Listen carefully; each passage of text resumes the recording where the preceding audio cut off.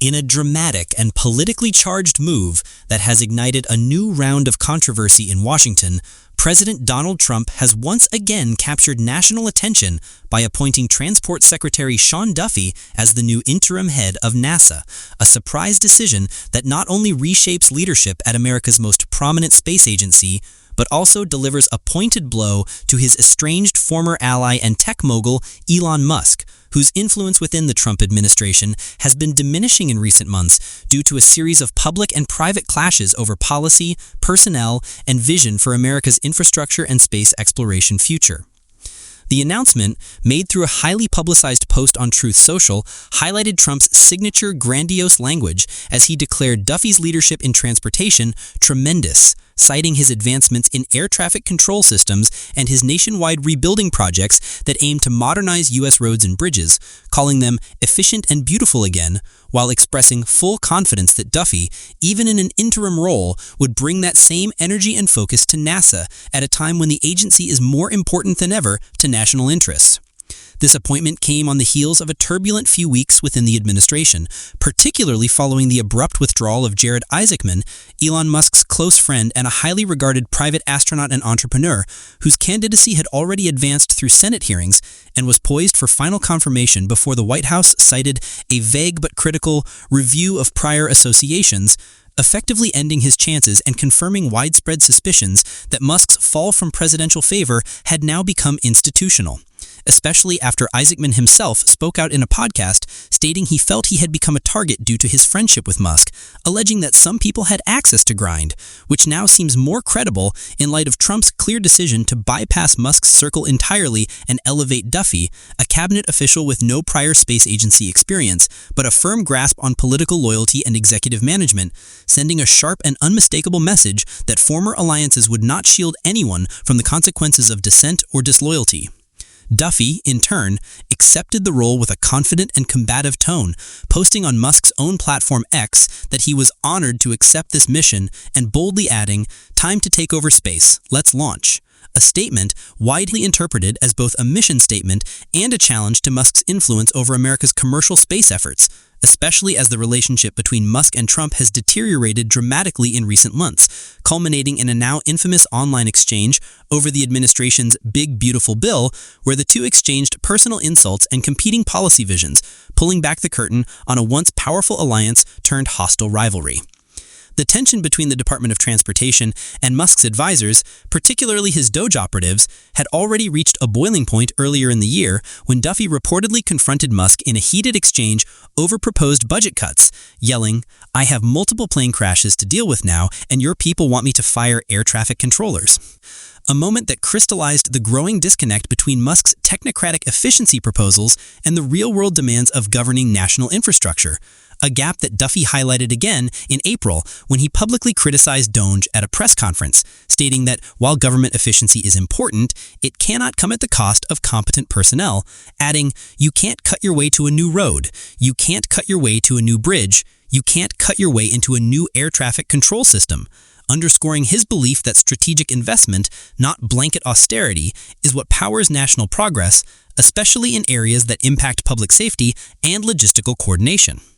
Duffy's candid remarks and administrative style have earned him both praise and criticism as he balances high-profile crises like the Newark airport disruptions and trucking industry reforms with the reality of raising 9 children, making his new assignment at NASA all the more daunting, a fact that has not gone unnoticed in political circles, where some insiders have speculated that the appointment, while certainly a political statement, may also be a practical burden placed on a loyalist to temporarily stabilize the agency without empowering any figures closely tied to Musk's vision of space privatization, signaling a return to centralized federal oversight and traditional leadership structures at NASA. This strategic pivot also aligns with the president's broader reshuffling of agency leadership, as seen in May when Secretary of State Marco Rubio was humorously dubbed Secretary of Everything after being assigned multiple high-level interim roles, further illustrating the administration's preference for consolidating power among trusted allies during critical moments, while quietly sidelining figures whose influence may threaten the internal coherence of Trump's executive agenda.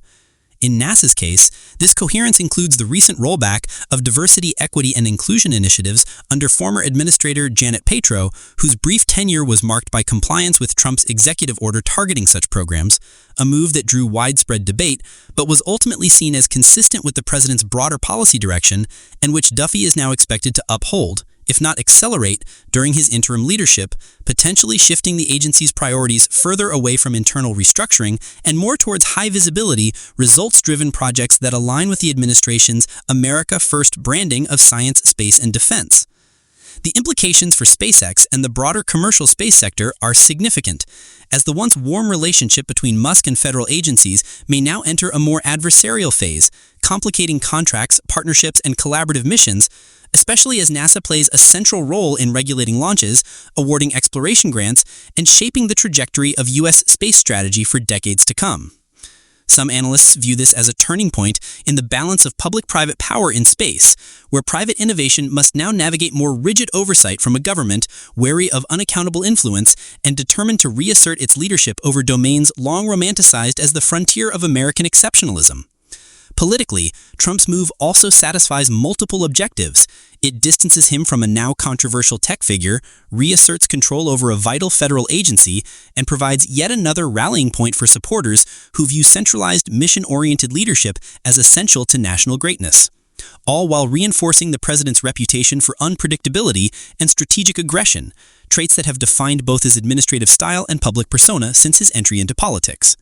For Musk, the fallout may not just be symbolic, but material, as contracts, influence, and legacy now hang in the balance, while for Duffy, the challenge lies in balancing the demands of two major departments, upholding policy fidelity to the president, and navigating an increasingly polarized political environment where every decision is amplified, every appointment is scrutinized, and every move carries implications far beyond its immediate scope.